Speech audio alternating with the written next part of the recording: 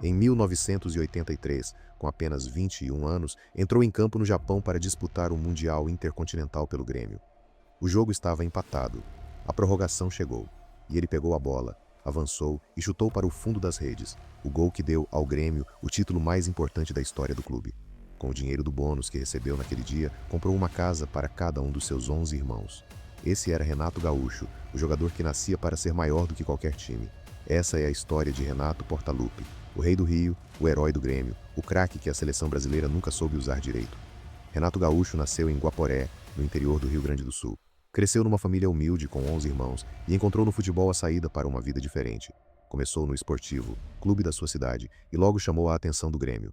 Em 1981, com 19 anos, já estava no time principal. Em 1983, com 21, era campeão da Libertadores e do Mundial. O garoto do interior gaúcho havia chegado ao topo do mundo. Driblador, rápido, confiante, Renato tinha um estilo que enchia os olhos. Jogava pela ponta direita, mas aparecia em todo lugar.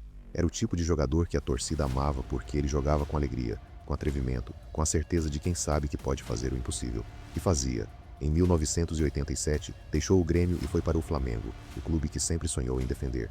Chegou numa equipe histórica, com Zico, Bebeto, Zinho, Leonardo e Jorginho, e foi eleito o melhor jogador do Campeonato Brasileiro daquele ano, o título que ficou marcado como o Brasileirão mais polêmico da história, aquele que o Flamengo ganhou e o Sport também se considera campeão até hoje. Renato foi o grande nome daquele torneio, o jogador que havia saído do Sul para conquistar o Brasil inteiro, mas com a seleção brasileira, a história foi diferente. Renato foi convocado em vários momentos, mas nunca conseguiu se firmar como titular absoluto. Em 1986, quando estava no melhor momento da carreira, foi cortado da lista final para a Copa do Mundo no México. Aquele corte doeu, e ficou marcado como uma das maiores injustiças do futebol brasileiro daquela geração. Em 1995, já com 33 anos, Renato fez um gol que entrou para a história do futebol carioca. No Campeonato Carioca, jogando pelo Fluminense, marcou de barriga num clássico contra o Flamengo de Romário, o gol que deu o título ao tricolor. No dia seguinte, estava na capa do jornal mais popular do Brasil usando uma coroa, com um cetro numa mão e uma bola na outra. A manchete dizia, Rei do Rio, e o nome grudou para sempre. Com 502 partidas e 233 gols na carreira, Renato encerrou sua trajetória como jogador e passou para o banco de reservas. E foi como técnico que ele escreveu o segundo capítulo da sua história. No Grêmio, Renato Gaúcho construiu uma das trajetórias mais vitoriosas da história do clube como treinador.